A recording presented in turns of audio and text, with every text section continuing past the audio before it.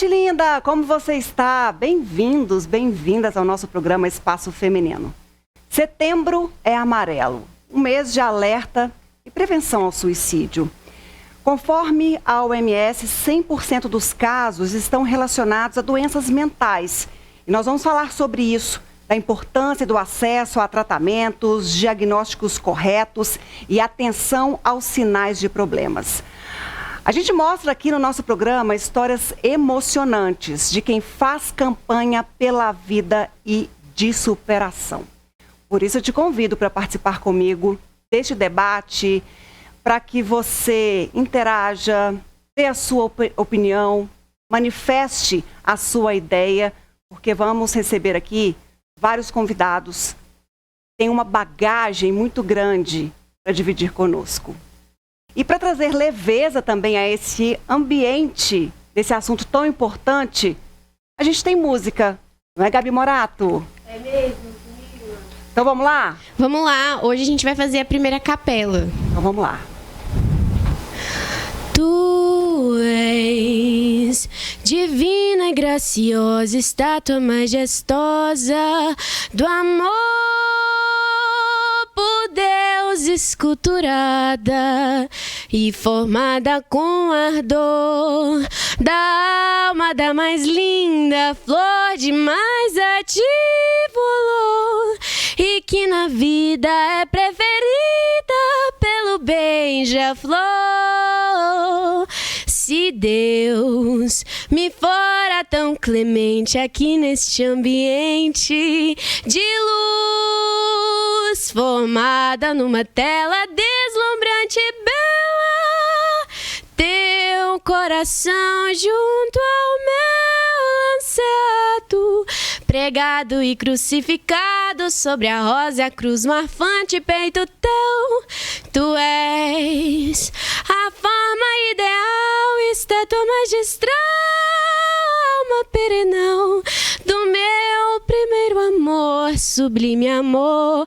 Tu és de Deus a soberana flor, tu és de Deus a criação, que em todo o coração sepultas um amor, o risco afeador e sândalos olentes, cheios de sabor, em vós estão dolentes como um sonho em flor.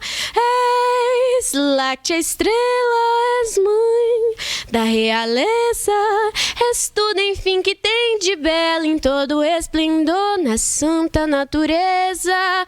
Perdão, se ouso confessar-te, eu hei de sempre amar-te, ó flor. Meu peito não resiste, oh meu Deus, o quanto é triste a incerteza do amor que mais me faz penar, em esperar, em conduzir-te um dia ao pé do altar, jurar aos pés do onipotente em preces comoventes de dor e receber a unção da tua gratidão. Depois de remir meus desejos em nuvens de beijos, hei de envolver-te até meu padecer de todo fenecer. Obrigada.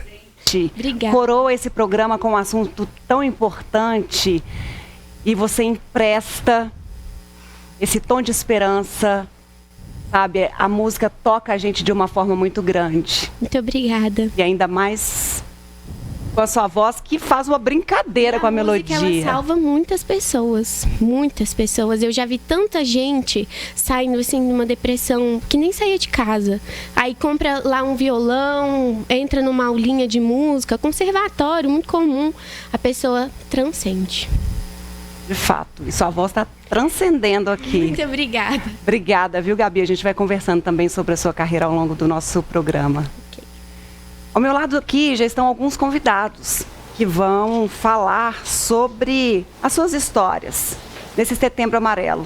Lembrando que a gente foca no Setembro Amarelo, mas é um assunto que a gente tem que discutir o ano inteiro, independente do mês colorido ou não. É um assunto que a gente tem que trazer para a nossa casa, para a nossa mesa, para o nosso lar, para o nosso trabalho. É a gente perceber o outro e oferecer ajuda quando ela é necessária. Eu vou para o intervalo. Na volta, eu apresento aqui essas pessoas especiais que estão conosco no nosso programa Espaço Feminino e eu te espero.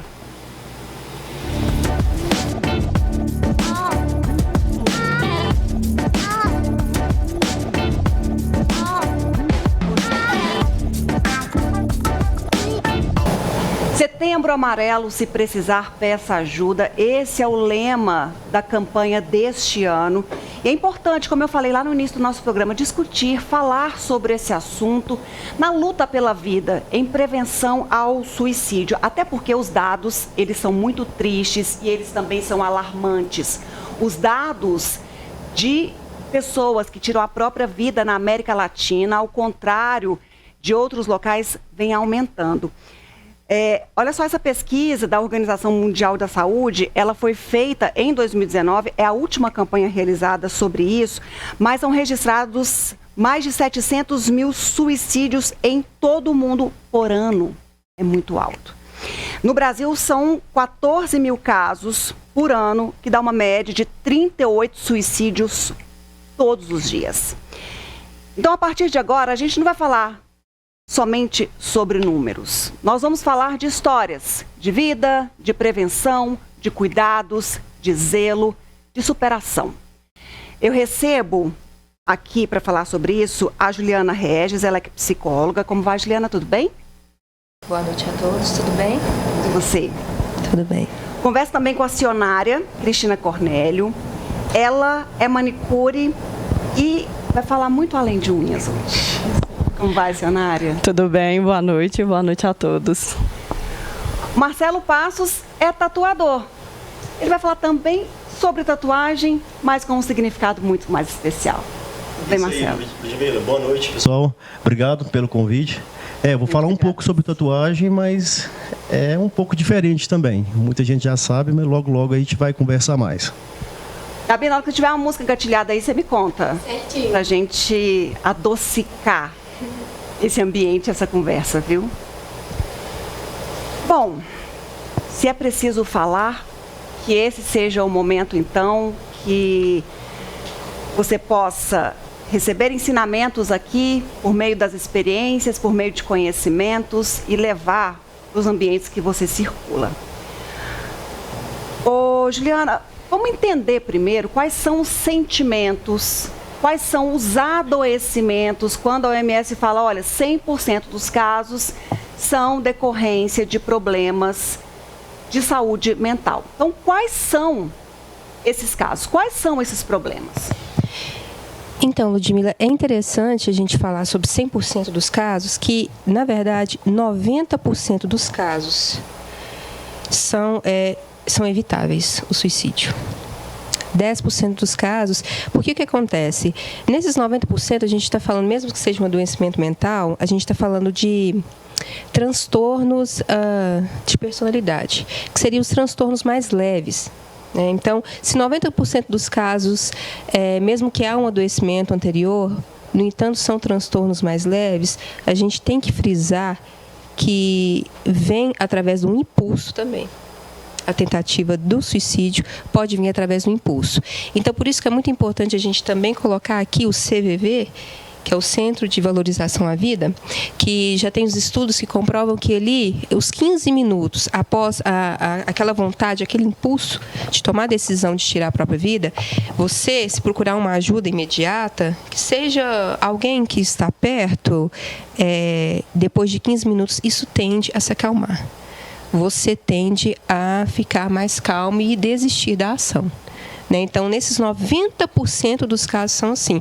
Por isso que é muito importante a gente falar sobre esse assunto. Então, 90% pode ser evitado.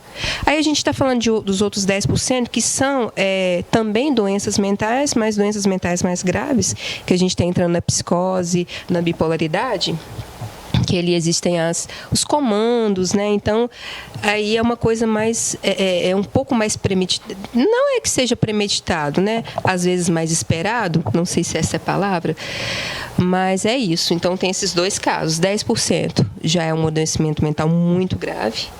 E os 90% são pessoas como nós, mas que têm transtornos, né? Que seja uma depressão maior, que seja uma ansiedade. Ô, Juliana, mas é algo que a pessoa planeja, é algo que a pessoa vai alimentando normalmente, ou é um ímpeto, ou é esse impulso, eu vou fazer isso agora, mas é algo que ela já vai ali alimentando, que ela vai pensando, que ela vai articulando. Sim, ela já vem com sofrimento, né? Tem os dois casos, tem o ímpeto e tem o sofrimento. Não é? Mas, se a gente for parar para pensar, essa pessoa que teve esse ímpeto, ela já não conseguiu tratar algum fator da vida dela, não é? Às vezes ela já estava sofrendo antes. Então, tem sempre alguma coisa. Esse indivíduo está sempre... Às vezes tem uma predisposição maior à ansiedade, né? Que é contemporâneo isso. Não é? Então, existem esses dois casos. Existe o ímpeto e existe a pessoa que vai planejar, que está planejando. Né? Isso existe. Que é, geralmente, essas pessoas que têm esse planejamento já têm um adoecimento crônico, que seja uma depressão. Né? Às vezes vem até de infância, né? Que eu acho que é muito importante a gente falar sobre isso também aqui. Né? Então, existem esses dois casos. O ímpeto e o planejamento do suicídio. O tema da campanha, o lema da campanha é isso: se precisar, peça ajuda.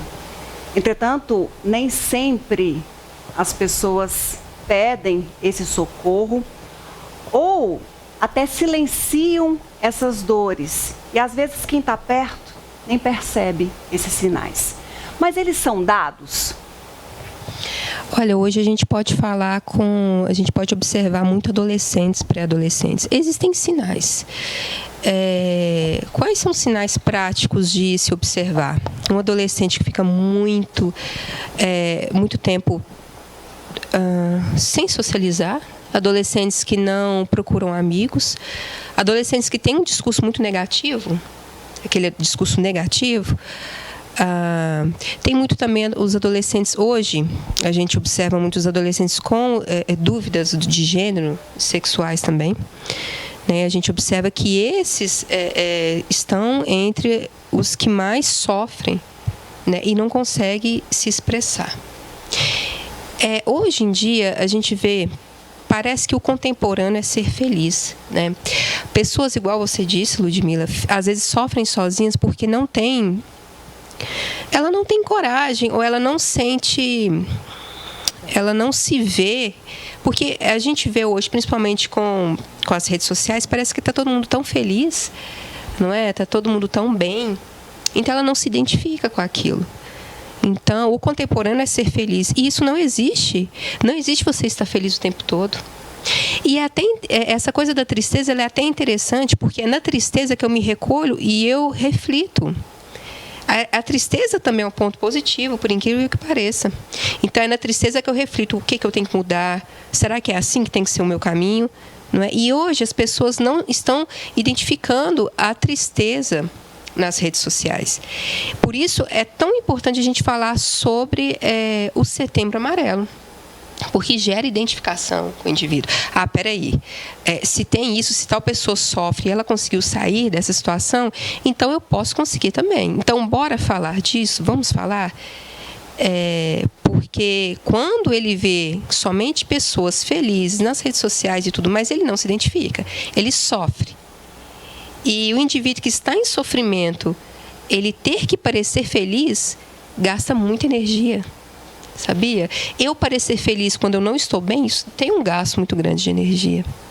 Você acaba fazer aquilo exatamente que não te representa. Exatamente isso. E aí o seu sofrimento vai ser maior ainda. Vai ser maior. Você está falando algo que... E eu vou procurar ajuda, mas parece que eu estou fora da casinha, porque parece que está todo mundo tão bem, ninguém precisa de ajuda. Então, às vezes, para lidar com isso, infelizmente, eu acabo cometendo esse ato, né, que é o suicídio. A dor de quem fica. A Cionária, ela perdeu há 7 meses o filho dela. O Igor tinha 20 anos quando ele cometeu o suicídio. Ô, Cionária, Você consegue analisar aí o que aconteceu com o Igor? Qual era o comportamento dele, ou como ele era? Então, Ludmila, o meu filho, ele é um caso claro de que foi o ímpeto. O meu filho nunca foi uma criança, um adolescente depressivo. Uma criança um jovem extremamente alegre, simpático, comunicativo. Era aquele jovem que, onde ele chegava, ele fazia diferença, sabe? Então, ele era notável, onde ele chegasse. Então, o caso do meu filho, eu tenho certeza absoluta que foi o ímpeto. Bom, você mandou umas imagens pra gente do Igor, você coloca a imagem do Igor na rede social, você tem muito orgulho em falar do seu filho, por isso que a gente também coloca essas imagens, para que as lembranças, as memórias construídas, né, com o Igor na sua família sejam sempre de sorrisos, conforme você viveu ao longo desses 20 anos com ele. Sim, e é uma coisa, Ludmila, que eu pretendo literalmente eternizar na minha vida. Eu até disse, sabe, que eu não quero contabilizar os meus anos sem a presença dele. Eu não quero ficar, hoje tem tantos dias, tantos meses, eu não quero isso para a minha vida. Eu prefiro ficar com os 20 anos que eu tive com ele, que eu tive o privilégio de ter ele ao meu lado. É porque você construiu uma história linda com ele. Sim. Tenho certeza que você aprendeu muito e ele também com você. Sim. Agora você fala que ele agiu no ímpeto. Então, quando você abordou, se você abordou outros familiares, amigos dele, ninguém nunca tinha visto nada, ninguém percebeu nada, que tinha algo errado com ele? O meu filho, ele passou por uma frustração. Mas eu sempre fui uma mãe muito presente. Por isso eu te afirmo com toda certeza que foi o ímpeto. Porque apesar da frustração e o sofrimento que ele estava passando, eu sabia exatamente como ele estava. E no dia que ele cometeu o suicídio, eu tenho certeza que foi um ímpeto, porque eu sabia até a rotina dele, o que estava programado para aquele dia. Entendeu? Então, assim, inclusive era para ele ter ido no horário de almoço à minha casa. E ele não foi. E aí ele atrasou? Aí ele foi para a casa do pai. Aí ele foi para a casa do pai. Entendeu? Então, assim, eu tenho absoluta certeza. Então, mas assim, ele foi dando sinais, ó, tô fazendo isso, vou fazer aquilo, tipo, eu tô indo para a casa do meu pai, eu mudei minha rota hoje, não falou nada disso. Na verdade, tinha 6 meses que o Igor estava morando com o pai dele. 6 meses. Sem briga, sem discussão, nem nada. Dia dos Pais do ano passado, ele falou assim: mãe, eu acho que eu vou morar com meu pai fica muito sozinho. Ele ainda chegou para mim e falou: meu pai fica muito sozinho, eu acho que eu vou morar com meu pai para fazer companhia. Eu falei com ele, falei: não, tudo bem. Ele já estava com 19 anos, eu falei: se você quer, se você vai se sentir bem, vá e eu abençoo. Porque eu sempre fui uma mãe muito presente, fiz tudo que estava ao meu alcance para todos os meus filhos. Então, assim, eu nunca fui aquela mãe, sabe, que tipo, que prendia os meus filhos. Eu orientava, ajudava, auxiliava, mas sem interferir muito nas decisões, ainda mais de um rapaz de 19 anos.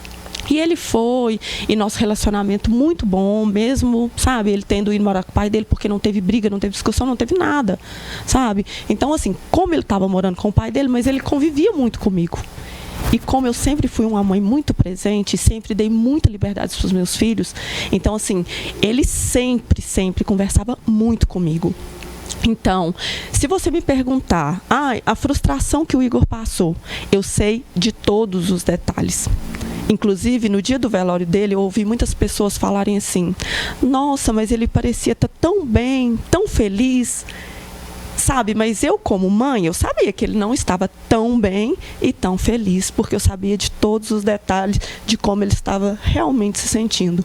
Mas não a esse ponto. Por isso que eu tenho certeza que foi um ímpeto.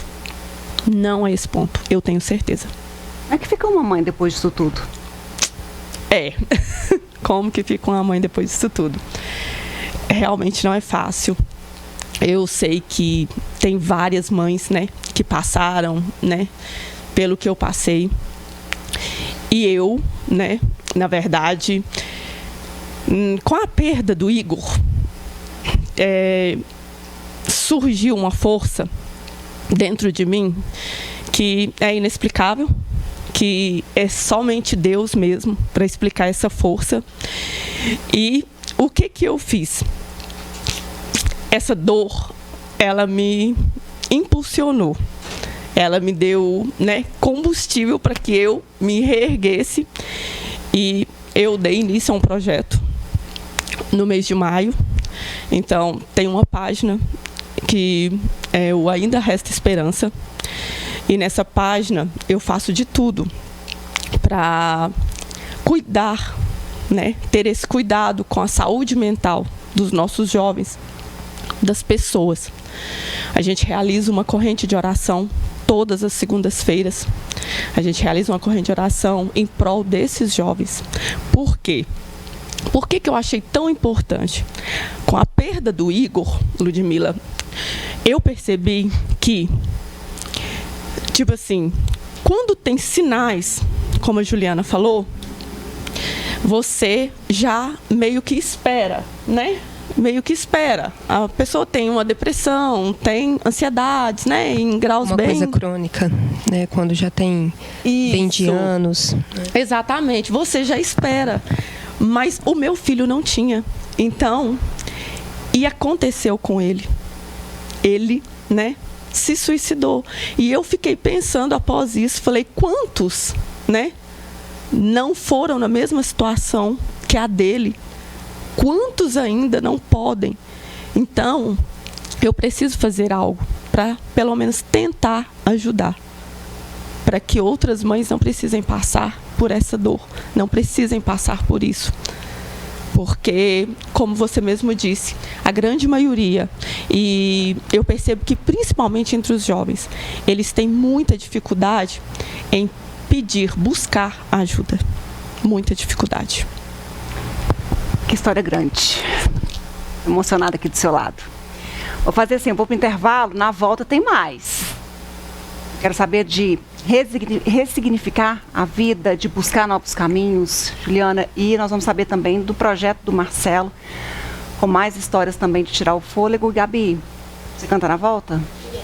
Combinado então, já já a gente volta.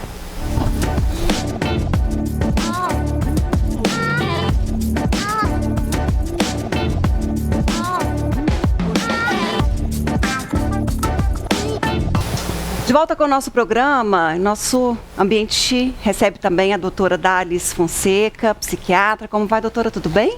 Tudo bem. Obrigada Boa noite. pelo convite. Muito lisonjeado de estar aqui hoje para a gente falar desse tema. E como ele é importante e necessário, a discussão em casa, no trabalho, com os amigos, com a família, sempre rendem resultados positivos. Afinal de contas, a gente está falando do lema da campanha, dessa escuta, dessa necessidade de fala, é justamente sobre isso, né? Se precisar, essa ajuda e é necessária. Questão de saúde pública, se não é profissional da saúde, se não é pessoal da comunidade, se não é na escola, se a gente não abordar o tema não só no mês de setembro, né, a gente escolhe o setembro amarelo, mas é um tema até para o ano inteiro, então a gente conscientizar. Que bom que a gente tem esse marco e esse momento aqui para a gente poder enfatizar esse tema. Doutora, quando que a pessoa vê na morte a única solução para todos os problemas dela? E aí a Juliana estava até falando no bloco anterior, 90% dos casos eles podem ser revertidos. Então, como por meio de uma ajuda multiprofissional é possível fazer a pessoa enxergar uma outra jornada, outras soluções e caminhada? Então, quando a gente fala sobre ideação suicida, suicídio é um tabu, né? Já começa um tema que ninguém não gosta de falar, parece que é assim como se fosse um estigma, eu vou falar, eu vou começar a ficar com o pensamento intrusivo a respeito, não é bem assim, né? A pessoa que tem a ideação, que ela vai planejar, existe ali a gente fala uma cronologia. Então, quando a pessoa tende a ter algum sofrimento, que ela tem dificuldade de lidar com isso, assim, tem fatores genéticos, existe uma possibilidade ali de vulnerabilidade, a gente fala de suscetibilidade genética, mas não é só isso. Então, assim, é toda uma série de fatores, né? Vai ter um momento de impulsividade, pode ser por uma decepção amorosa, financeira, uma exposição moral. Então, assim, a hora que ela vai tirar a vida, ela não quer tirar a vida, né? Ela quer, às vezes, tirar o desconforto, a dor que ela está passando. Então, ela sente ali uma inquietude tão grande e afunila, e ela tem um túnel na mente dela que ela só encontra aquela possibilidade ante a situação, a hipótese que ela poderia ter outras saídas, né? Então, assim, a pessoa que comete suicídio, ela tem números, né? Falando de epidemiologia, que não é fiel, mas que a gente passa perto, que de cada 10 pessoas, 8 vai pelo menos dar indícios. Olha que número importante, né? Então, ela vai, pelo menos, se não for falado, ela vai mais ou menos dar dicas e insinuações, ela pode ser por ações. Então, você vai perceber que a pessoa ela tinha um comportamento, ela tinha ali uma atitude ali mais estável, de repente ela está mais reclusa, ou ela está mais agitada, ou ela está mais chorosa do que o normal, falta no trabalho, comportamentos que às vezes não eram tão comuns. E os fatores precipitadores, né? De repente ela teve um gatilho ali, uma situação que para muita gente vai passar como uma situação diversa, a frustração não é tão grande, mas às vezes para aquela pessoa ela coloca uma lupa tão grande que ela só viu às vezes aquela saída, ciente que não deveria necessariamente só ter aquela saída. É culpa de quem está perto? Muitas vezes não, às vezes é sutilidades, né? Só que a gente fica atento. Então, às vezes, os sinais, que tem esse número também da pessoa dar indícios, e a questão de transtornos mentais. É intimamente ligado também a algum transtorno, porque, né, a depressão, a ansiedade também está intimamente ligada a abuso de substâncias, abuso de drogas, álcool. São, a gente fala fatores preditores, que a pessoa pode estar ali expondo mais do que se ela talvez não tivesse essa condição ou se fosse devidamente tratado. Falando de sinais, que é importante a gente bater nessa tecla, apesar que a senhora estava dividindo aqui, ela não teve essa oportunidade de viver esses sinais com clareza, até porque o filho nunca demonstrou qualquer tipo de problema. Mas a pessoa que demonstra pelas ações, ou talvez nem tanto pelas palavras, mas essa pessoa tem dificuldade de ver o futuro, de construir futuro. Normalmente ela fica naquele saudosismo, voltando só para o passado. Como é que a gente, sabe, os pais, a família, os amigos podem, de fato, enxergar, colocar uma lupa aí e enxergar que tem algo que não está legal com aquela pessoa? É só a gente tentar imaginar, por exemplo, o cenário, assim, né? Porque todo mundo fica procurando um motivo, né? Nossa, será que teve uma decepção amorosa? Será que usava droga? E marginaliza, né? E a gente tende a colocar a pessoa como, assim, por que ela não foi capaz? Ela é mais fraca? Ela era mais frágil? E muitas vezes não. Olha a que ponto está de fortaleza ou de coragem que a pessoa, ela tem, às vezes, medo de uma agulha, tem medo de atravessar a rua, mas ela tem coragem, às vezes, por exemplo, tem até a questão de qual que é o tipo de método, né, para tirar a vida. O homem tende a ter medidas mais agressivas, ele usa de arma, ele usa da profissão, ele tende lá, da área médica, da área da saúde, vai usar medicamento, o policial vai usar da arma. Tem algumas profissões que são mais predispostas, está mais exposta a fatores, a gente fala fatores ansiogênicos, a gênese da ansiedade. Então, assim, essa pessoa que estava ali dando indícios, alguma coisa, pode ter o fator impulsivo? Não, foi um momento ali que ela não tinha nenhuma percepção, não tinha vontade, não tinha nenhum transtorno identificado e por um momento foi capaz e tem um desfecho ruim, né? Mas em geral tende a ter, assim, pequenos indícios, às vezes um transtorno de humor, uma depressão. De repente está feliz, logo depois fica triste. Tem assim, essas oscilações assim? É multifatorial, né? Mas uma coisa que eu acho muito interessante, já que a gente está a prevenção ao suicídio, a gente voltar um pouco lá na primeira infância também, né?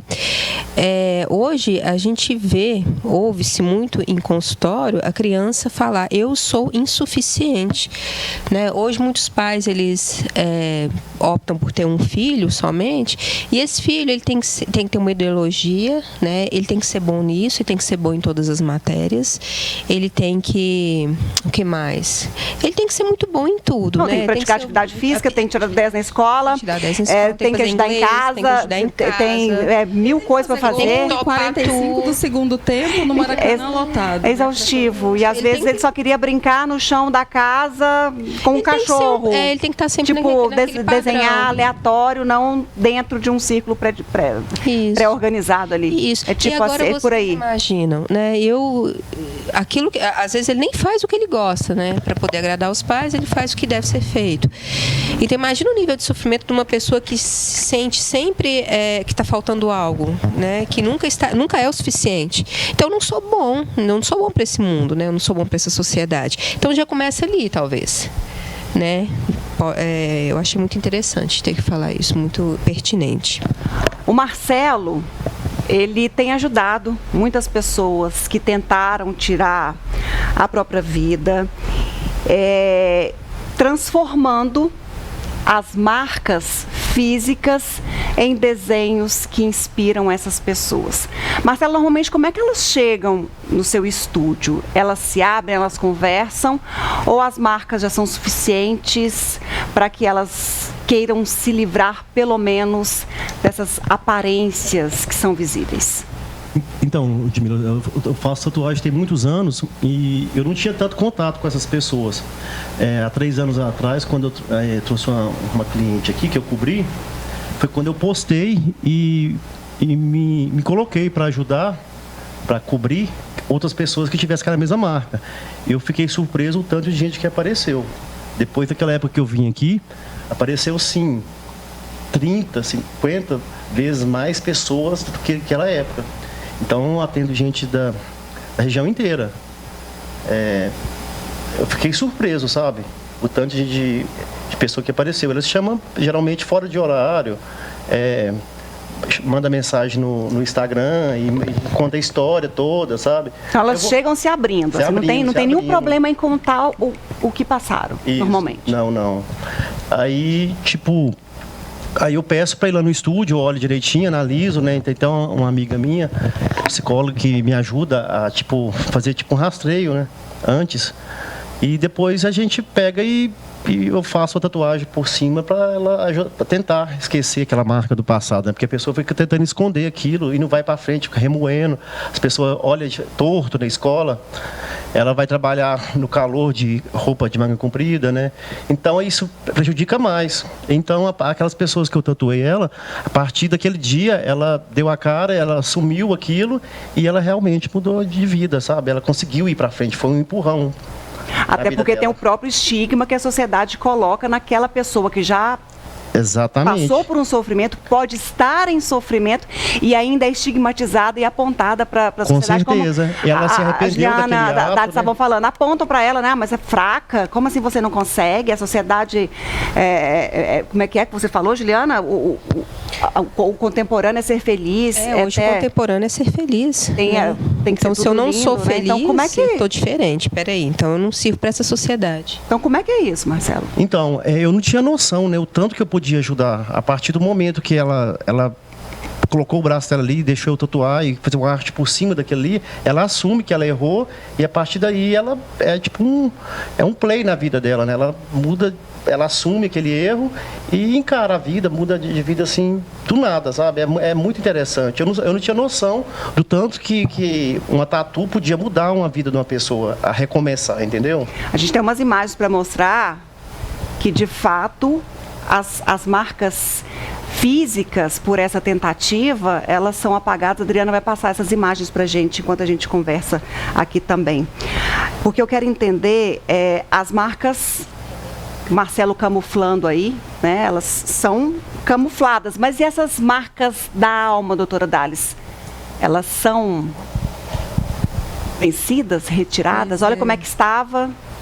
E olha, se vocês imaginarem processo. A quantidade de adolescentes jovens hoje que tem essa questão da autolesão, a automutilação, em números, não escolhe classe social, não escolhe credo, não escolhe bonito, feio. Eu falo que, na verdade, tem uma predisposição mais para mulheres, mas já está ali quase equiparado. Por que eles fazem isso? Qual que é o intuito? Por que a pessoa prefere sentir uma dor física que dilacera, que sangra, do que ela externalizar aquilo que vai dentro dela. Então, ela prefere expressar uma dor física, que às vezes ela sente até um pequeno prazer ali de falar assim, agora eu consigo ver o que eu consigo pôr para fora aquilo que eu estou querendo falar. Porque a gente é energia, a gente é sentimento, a gente é sentido. Então, assim, nessa era, nessa modernidade que a gente está exposto, né, igual a doutora falou, sobre ser perfeito, qual que é o nível de felicidade que eu tenho que alcançar, é utópico. Você não consegue, por exemplo, colocar a pessoa numa rede social hoje, falar que ela é a mais bela, que ela está parada, plena, fazendo a melhor pose, com a melhor situação financeira, com tudo, que você joga numa pessoa que não tem uma formação. O adolescente está em plasticidade, ele ainda está formando valores, ainda está formando princípios, aí ele é jogado na escola. A escola já é um contingente de hormônio, todo mundo está se conhecendo, tem tribos, aí a pessoa sofre bullying, aí ela recebe um trauma, ela recebe um não de um relacionamento, e aí ela não entende, não digere aquilo, aí vem, por exemplo, o excesso de tela. O excesso de tela hoje está no rol das doenças que vai entrar para doenças psiquiátricas. Então, assim, se eu ficar em excesso, tem estudos já de 2 horas ao dia, olha o tanto que a gente passa no celular. 2 horas ao dia já é suficiente para causar ansiedade no adulto. Imagina um adolescente que ele vê ali uma realidade paralela, que não condiz com a realidade, às vezes, financeira, do local dela.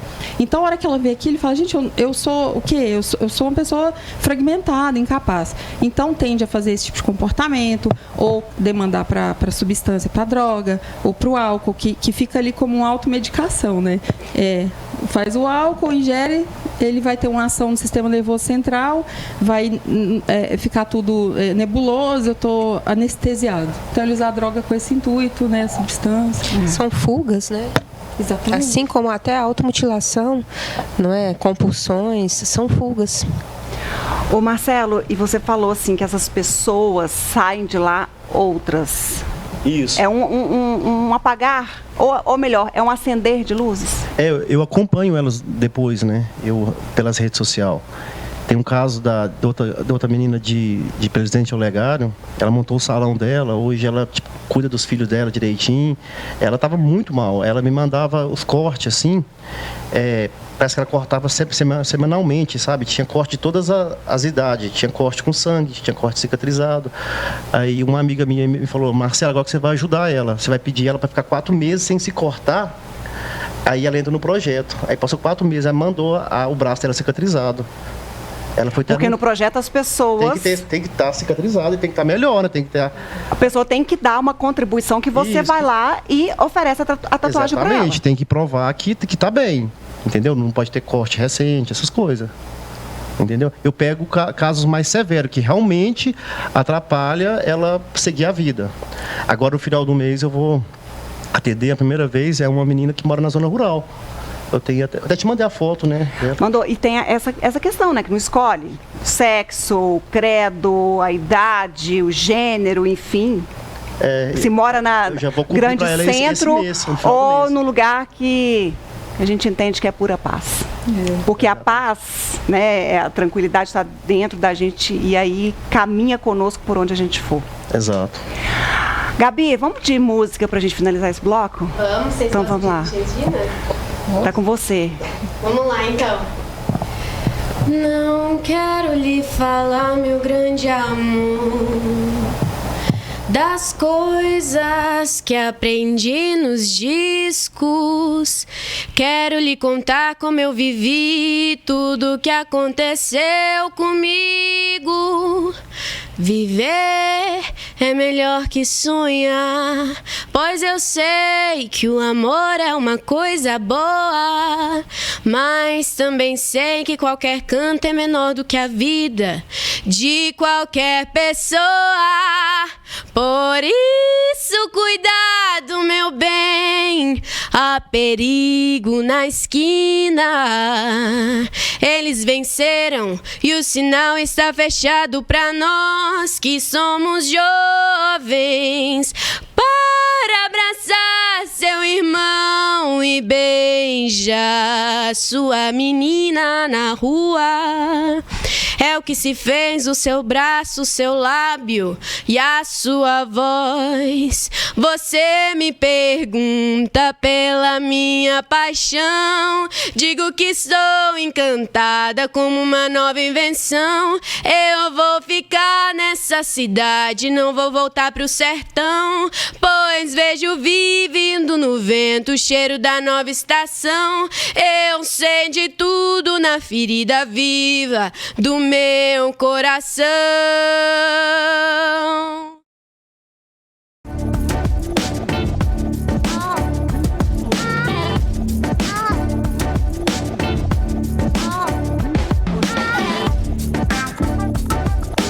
Goodbye in words I die 100 times. You go back to her and I go back to. We only said goodbye with words I die 100 times. You go back to her and I go back to black.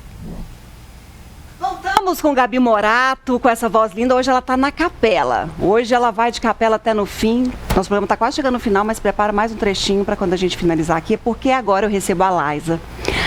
A Laisa tem uma história muito grande também. Ela é técnica em enfermagem e ela passou um bocado nessa vida dela. Só que hoje, como ela me relatou, ela vive o momento mais feliz da vida dela. Mas, Laisa, quando a gente volta um pouquinho adiante na sua história, como é que foi sua caminhada? Aos mais ou menos uns 2 anos atrás, eu tive um episódio de depressão, eu não queria sair do quarto, mal comia. E aí foi onde eu tentei suicídio, tive vários cortes no braço.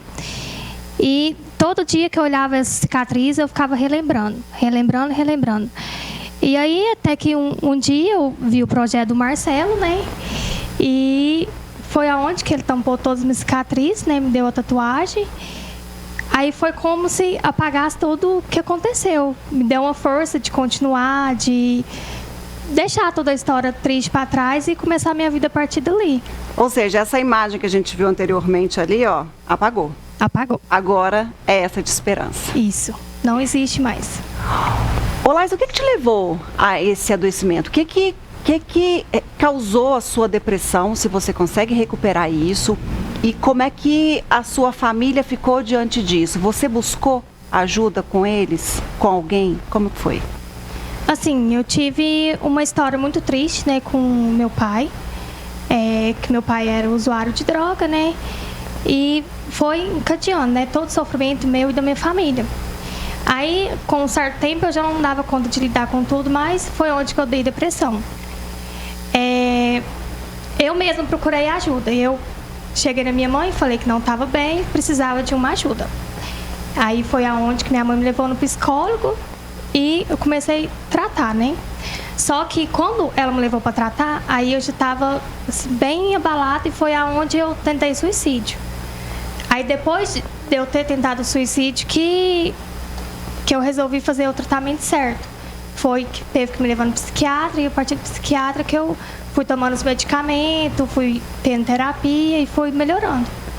Aí hoje em dia eu não tomo medicamento mais e estou bem. Tive meu nenenzinho, agora estou bem. A gente vai mostrar a sua vitória já na tela também.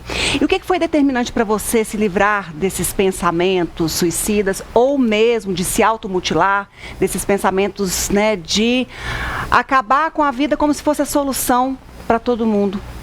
Como é que foi isso? O que foi esse eu quero ajuda, eu preciso sair disso? Assim, eu acredito muito que a vida é muito maravilhosa. A gente não, eu acho que quando a pessoa está nessa situação, a pessoa não quer, assim, tirar a vida dela. Ela quer acabar com toda a dor que ela está sentindo. E aí foi aonde que eu queria acabar com a dor, mas eu não queria acabar com a minha vida. Aí foi onde que eu pensei assim, eu preciso de procurar uma ajuda para não chegar a acabar com a minha vida, né? Aí eu procurei ajuda por esse motivo, porque no momento da dor, mesmo a gente no momento da dor, a gente não pensa que quer acabar com a vida da gente. Ô Laísa, você falou, né, que assim, uma pessoa que foi responsável por tanto sofrimento, que desencadeou isso tudo em você, foi seu pai.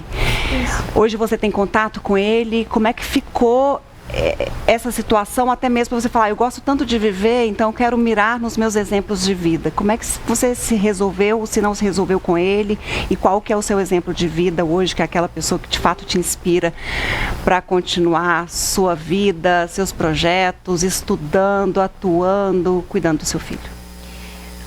Com ele, com meu pai, eu não tenho convivência mais.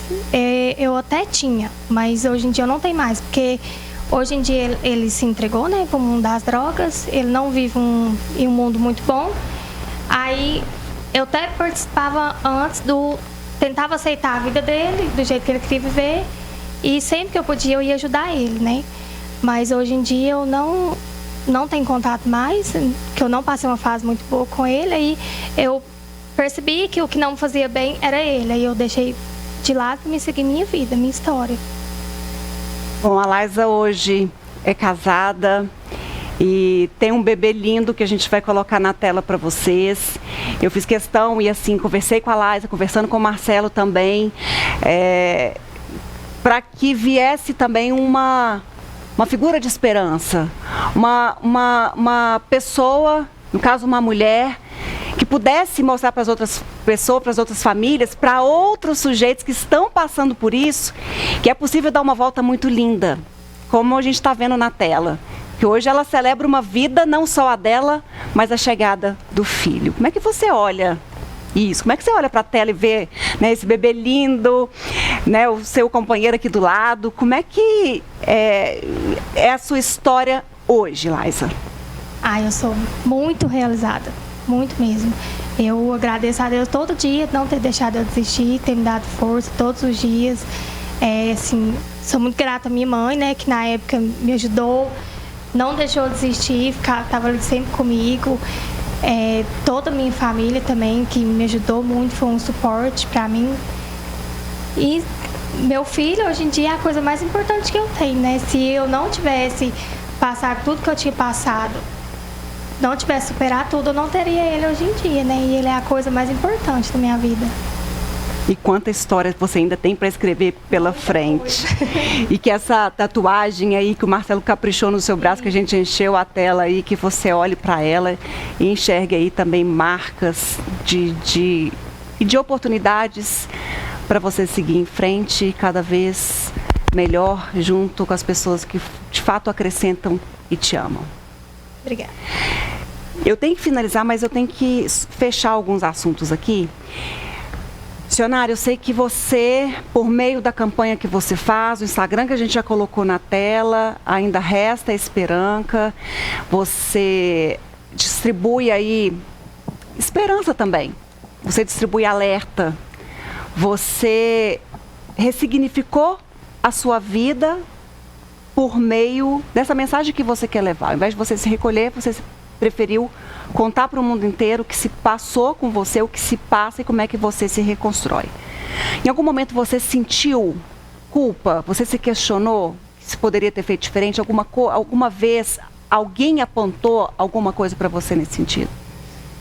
Não, na verdade eu nunca senti culpa. Nunca senti culpa. Eu tenho absoluta certeza que eu fui a melhor mãe que eu pude, sabe? Eu sempre fui muito presente e, como se diz, amo demais o meu filho e tenho certeza do amor que ele também tinha por mim. Então, culpa nunca passou isso pela minha cabeça. Nunca, nunca, nunca. E a ressignificação dessa dor, porque o que acontece?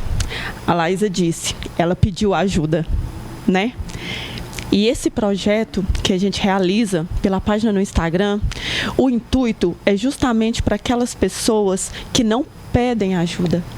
Porque tem vários que não conseguem. E mesmo se pedir, porque às vezes a pessoa não sabe nem para quem pedir, tem vergonha de pedir em casa, às vezes não tem abertura em casa. Então é legal até ouvir essas pessoas que querem. Porque o que acontece? O público mesmo que segue a página, a grande maioria são adultos. Mas se eu não chego diretamente aos jovens, eu posso chegar a uma mãe, a uma tia, a uma avó, sabe, a uma madrinha, a um conhecido que tem um jovem no seu convívio e ela possa entender sobre a saúde mental, sobre a depressão, ansiedade, né? E possa ajudar de alguma forma aquele jovem, porque ela vai conseguir identificar nele, né, que ele possa ter algum pensamento suicida. Rapidinho, doutora Dális e Juliana, muitas pessoas, que bom que a acionária conseguiu ver de uma forma diferente e não internalizar isso, porque tem aquilo que vocês falaram, né?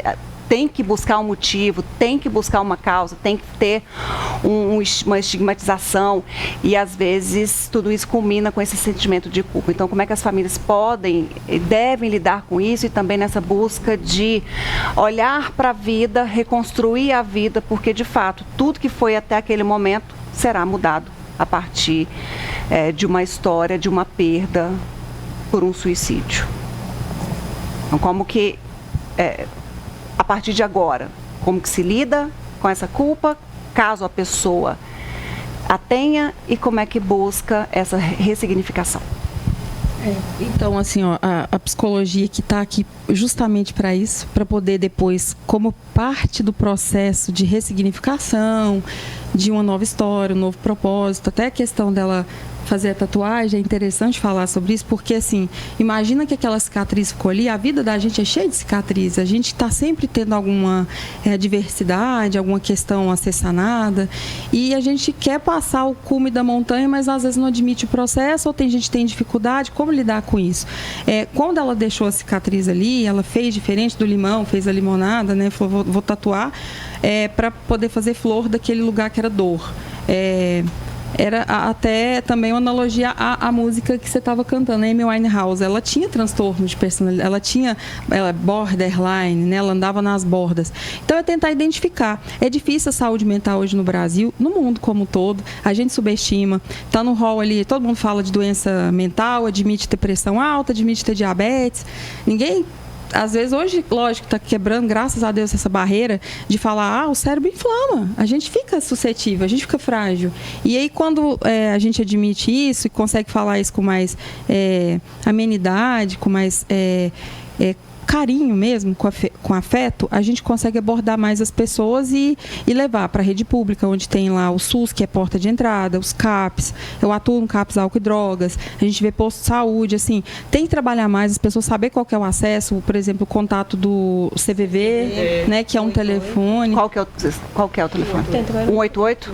188, na época do auge da pandemia, do Covid, não parava, colocaram pessoas que nem eram da área da saúde para atender, para falar, eu estou aqui, vou te escutar. É conexão humana, é ouvir, é tentar identificar, a gente ter essa percepção. E né? Famílias também, né? Que igual você disse que já aconteceu. E, gente, a culpa ela não vai mudar. Ela não vai mudar aquela situação. Infelizmente, a culpa ela não vai trazer o ente querido de volta. Né? Eu admiro muito a acionária porque ela conseguiu... dar a volta por cima, de certa forma, né, acionária? Mas é partir para a ressignificação mesmo, porque a vida, ela vai continuar, né, mesmo que triste, né, dias tristes, dias não tristes. Então, a culpa, a gente tem que rever essa culpa e tem que ressignificar, sim. Sempre. Mensagem que fica? Ai, mensagem que fica. Que você quer passar agora nesse sopro de esperança de tudo isso? A mensagem que fica é para que mães amem os seus filhos. Como eu amei meu filho Igor, como eu amo como eu todos os amo outros, né? Todos, inclusive o Igor, que o amor vai além da vida. Verdade. Laísa, qual a mensagem que fica? Que mesmo que você pense que ainda não há esperança, que tudo acabou, sempre há esperança. Você pode estar no fundo do poço, você sempre há esperança. Marcelo, quem quiser participar do projeto, segue as regras que você acolhe. Com certeza. A pessoa pode me chamar no direct, né? No Instagram é Marcelo Tatu. E que a gente conversa, a pessoa manda, conta a história direitinho lá pode ser no Instagram. Eu já coloquei o arroba, Marcelo, com 2 Os, Tatu, 2 T's. Conta a história lá que eu vou analisar direitinho e vai estar tudo certo. Igual a Laísa falou, nunca perca a esperança, sempre é tempo de recomeçar. O que eu puder fazer, tô aqui. Gabi, pra gente fechar, 10 segundos de uma música pra gente adocicar e terminar bem esse papo que foi grande. I was an ideal, look so alive. Sun is not real, just something just made for.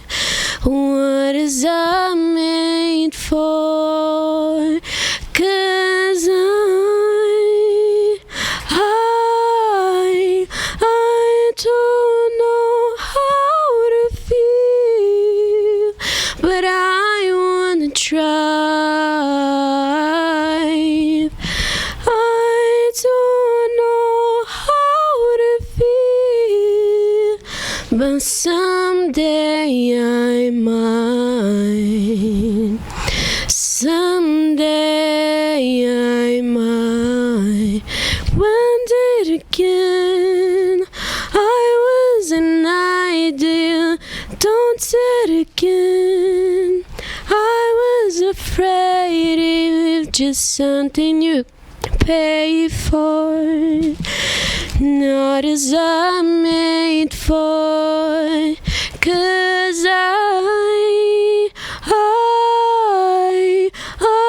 don't know how to feel, but someday I might. Someday I might. Que presente. Me emocionou mais ainda. Suas flores também estão ali, Gabi, que eu vou te entregar aqui. eu Agradecendo tenho todo mundo flores. que participou do nosso programa aqui, nessa conversa franca, aberta, de emoção, de esperança, de superação, de reflexão, de ressignificar a existência. É isso que a gente tem que buscar, né, para a nossa vida. Quero agradecer a todos vocês muito e espero vocês o quanto antes aqui, para a gente falar mais. Necessário, né? Obrigada, boa noite para vocês. Fiquem com Deus. Bom, e nosso programa termina. Eu agradeço muito a cada um de vocês que esteve conosco. Estou aqui em doses cavalares de emoção, mas com o coração, assim, grato por ter oportunidade de conversar com pessoas que emprestam pra gente uma bagagem de vida que a gente toma pra gente, numa vontade de crescer, de vencer, de caminhar, de lutar. Que assim você também receba no seu lar, no seu trabalho, essas mensagens e não ignore, né? Fique atento, peça ajuda, peça socorro. Tem muita gente que se importa conosco. Muito obrigada pela sua audiência, pelo seu carinho. Jesus te abençoe. Tchau, tchau.